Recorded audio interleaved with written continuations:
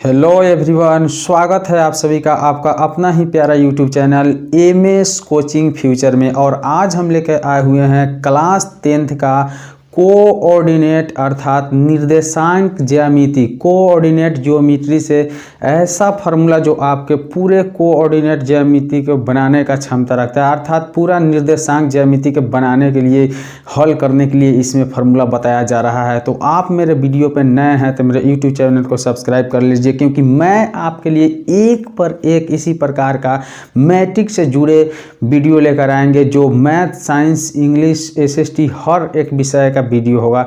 तो आप देरी मत कीजिए और मेरे YouTube चैनल को आप सब्सक्राइब कर लीजिए जल्दी। और चलिए हम आपको बताते हैं आज निर्देशांक ज्यामिति के फार्मूला बहुत शॉर्ट तरीका में, जो आपको बहुत अच्छा से समझ में आएगा। तो चलिए वीडियो को शुरू करते हैं और बता दें, सबसे पहले हम आपको बताना चाहते हैं कोऑर्डिनेट्स का रिलेशन क्या होता है, अर्थात कोऑर्डिनेट जियोमेट्री होता क्या है। तो कोऑर्डिनेट का मतलब होता है तालमेल, अर्थात एक दूसरे से तालमेल करना, एक दूसरे का दूरी नापना, एक दूसरे का बीच का मध्य बिंदु निकालना, अर्थात एक दूसरे का विभाजित करने, यानी एक दूसरे का ही तालमेल होता है। यहाँ जैसे हम मान लीजिए कुछ आपको दिखाए हैं बोर्ड पर, आप देख रहे हैं कि क्लास 10th कोऑर्डिनेट ज्योमेट्री निर्देशांक ज्यामिति से हम वैसे फार्मूले के बारे में चर्चा किए हैं जो दो बिंदुओं के बीच की दूरी निकालता है। जैसे मान लीजिए कि एक बिंदु ए है और एक बिंदु बी है, तो ए बिंदु का पॉइंट आपका x1 और y1 हो जाए, और उसके बाद बी बिंदु का पॉइंट आपका x2 और y2 हो जाए। इस अवस्था में आपको बोला जाए कि दो बिंदुओं के बीच की दूरी निकालिए। तो दो बिंदुओं के बीच की दूरी निकालने के लिए आप कौन सा फार्मूला का यूज करेंगे, तो आप यूज करेंगे दूरी सूत्र। तो दूरी सूत्र का मतलब हुआ ए से बी की दूरी आप निकालिएगा। तो उस स्थिति में आप x2 वाले मान में से x1 वाले मान को घटाइएगा, अर्थात x2 माइनस x1 का होल स्क्वायर प्लस y2 वाले मान में से y1 को घटाइएगा और होल स्क्वायर कर दीजिएगा। यदि इसको हम दूसरा फार्मूला के तौर पर देखना चाहते हैं तो आप ले सकते हैं root under x1 minus x2 का whole square plus y1 minus y2 का होल स्क्वायर। इस प्रकार से हम आसानी से दो बिंदुओं के बीच की दूरी निकाल सकते हैं। अगर इससे आगे यदि मूल बिंदु दिया जाए, मूल बिंदु अर्थात प्रारंभिक बिंदु से आपको दूरी निकालने को बोला जाए, तो उस तरह का और उस तरीके का फार्मूले के लिए आपको मूल बिंदु से दूरी, अर्थात मूल बिंदु से दूरी किस प्रकार से निकाला जाता है, तो मूल बिंदु से दूरी आपको root under x square plus y square, अर्थात यहाँ आप फार्मूला यूज कर सकते हैं x square plus y square.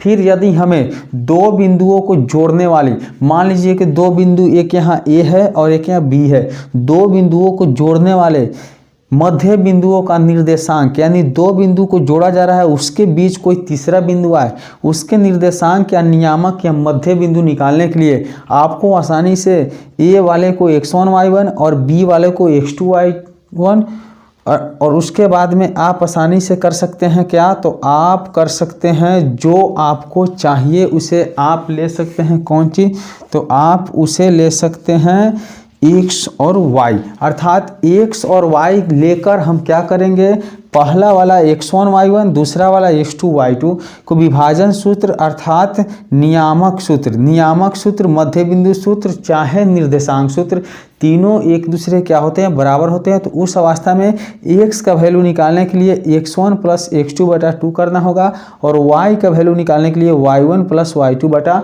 2 करना होगा। आपका मान आसानी से निकल सकता है। चलिए इसे हम कुछ कोऑर्डिनेट का फिगर से समझते हैं, अर्थात निर्देशांक ज्यामिति के फिगर से देखते हैं किस प्रकार से होता है। तो आप यहाँ देख रहे हैं जो यहाँ पॉइंट है, ज्वाइंट है, यानी कटा हुआ है, कटान बिंदु है, उसे आप मूल बिंदु मानिएगा।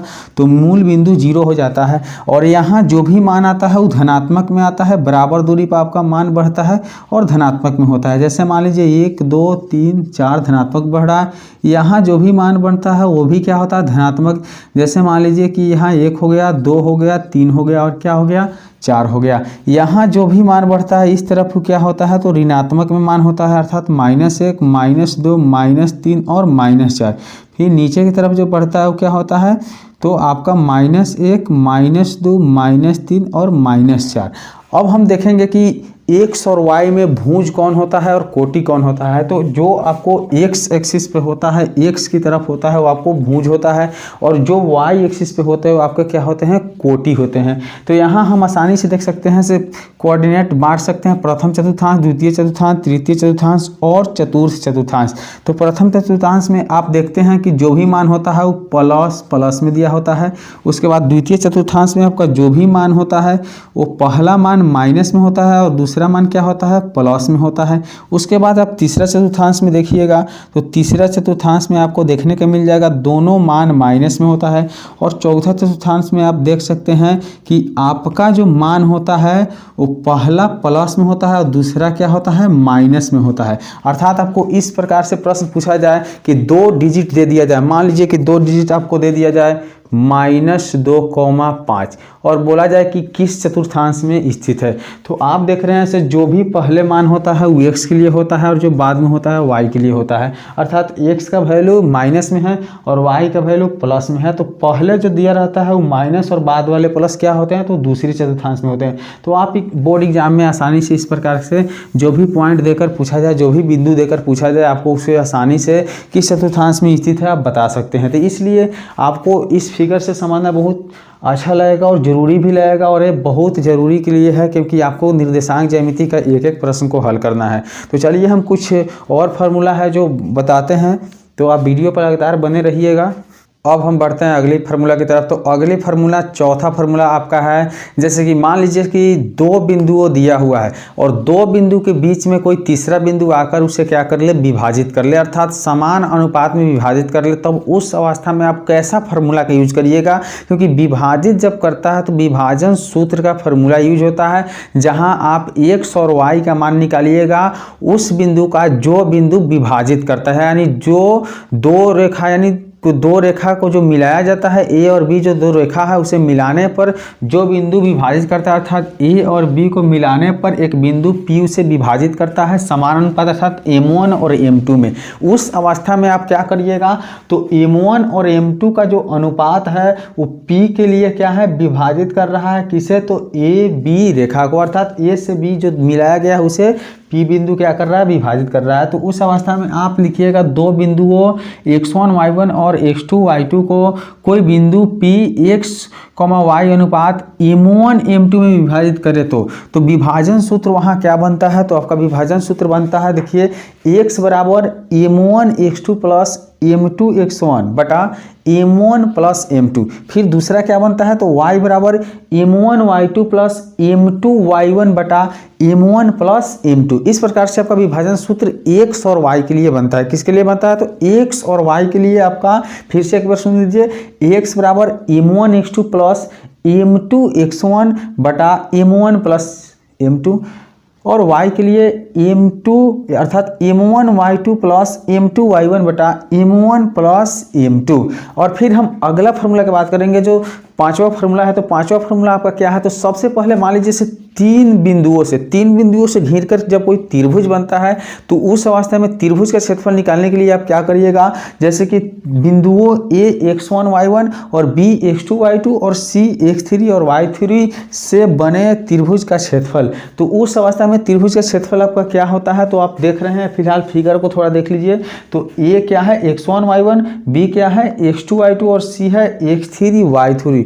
इस प्रकार से बने आपको त्रिभुज का क्षेत्रफल निकालने के लिए आपको फार्मूला लगाना पड़ेगा।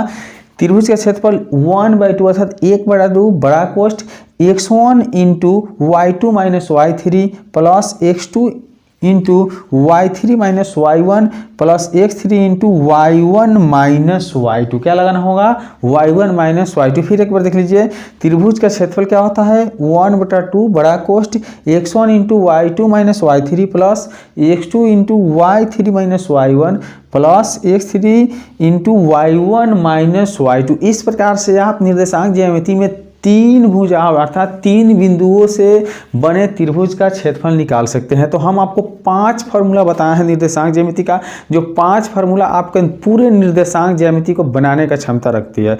तो अगर आपको वीडियो अच्छा लगा हो तो मेरे चैनल को सब्सक्राइब कर लीजिए। अगर आपको समझ नहीं आया हो तो फिर से एक बार इस वीडियो को देख लीजिए, और इसी प्रकार के आपके लिए मैं वीडियो लेकर आता रहूँगा। हर एक सब्जेक्ट जो क्लास 10th से जुड़ा हुआ है और 11th 12th का भी वीडियो भी आता है, तो आप चैनल को सब्सक्राइब कर लीजिए और बेल आइकन को दबा दीजिए। तो चलिए, धन्यवाद।